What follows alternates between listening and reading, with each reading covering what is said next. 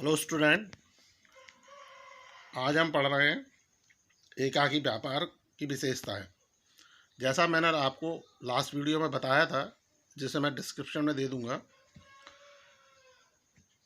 तो उसमें हमने पढ़ा था कि एकाकी व्यवसाय क्या होता है। आज हम बात कर रहे हैं उसकी विशेषताओं की। तो जो एकाकी व्यवसाय की जो विशेषता है, उनमें सबसे पहली विशेषता है एकाकी स्वामित्व। यानी जो एकाकी व्यवसाय है,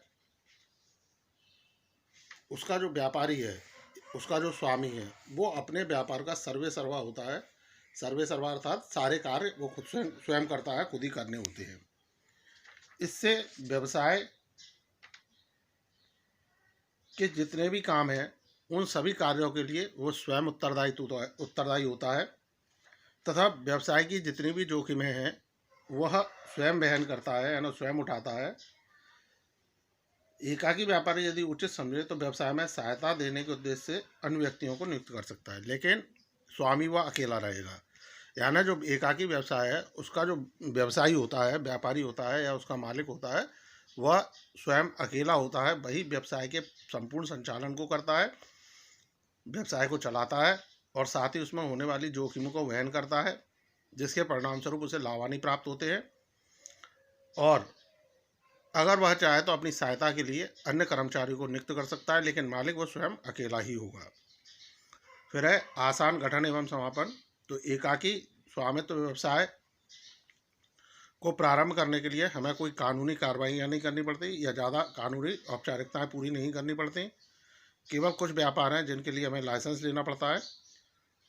इसके अलावा एकाकी स्वामित्व के लिए अलग से कोई कानून भी नहीं है, उसके लिए कोई नियम नहीं है। जिस तरह से साझेदारी के लिए अलग से कानून है, कंपनी के लिए अलग से कानून है, संयुक्त हिंदू अविभाजित परिवार व्यवसाय उसके लिए अलग से कानून है, और सहकारी समितियां, इनके लिए अपने अपने अलग से कानून बनाए गए हैं, जिनके अंतर्गत हमें अपने व्यवसाय का संचालन करना होता है। लेकिन जो एकाकी व्यवसाय है, उसके लिए इस संदर्भ में कोई कानून नहीं है, कोई नियम नहीं है।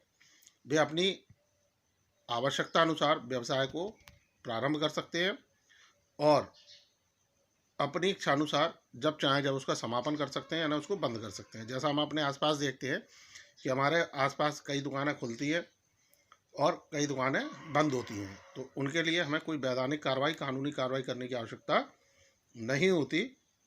तो इसलिए जो एकाकी व्यवसाय है, उसका गठन यानी उसको चालू करना और उसको बंद करना, यानी उसका प्रारंभ करना और उसका समापन करना आसान होता है।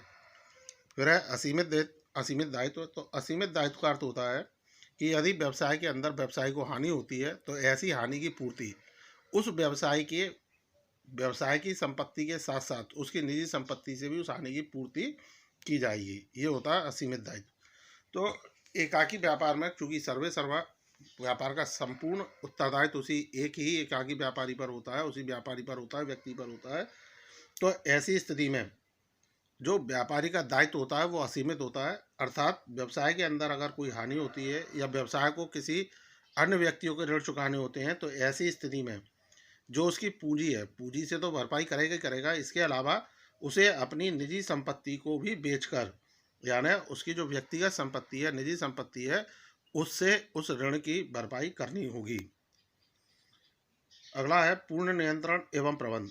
एकल स्वामित्व में व्यवसाय ही इसके प्रबंध एवं नियंत्रण का कार्य करता है। तो जो एकाकी व्यवसाय है, चूंकि अकेला व्यापार का मालिक होता है, तो उसके प्रबंध और नियंत्रण की व्यवस्था भी उस एक व्यक्ति को देखनी पड़ती है।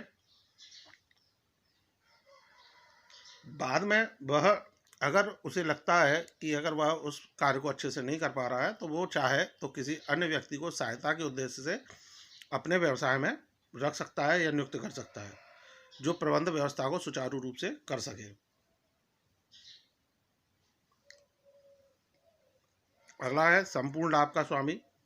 तो चूंकि एकाकी व्यवसाय में व्यापारी स्वयं अकेला मालिक होता है और उसमें जो भी जोखिम होती हैं, उन जोखिमों को वहन करने का कार्य भी उसी का होता है। तो ऐसी स्थिति में व्यवसाय के अंदर चाहे लाभ हो चाहे हानि, उस पर अधिकार केवल उस एकाकी स्वामित्व का होगा, उस एकाकी व्यापारी का ही होगा।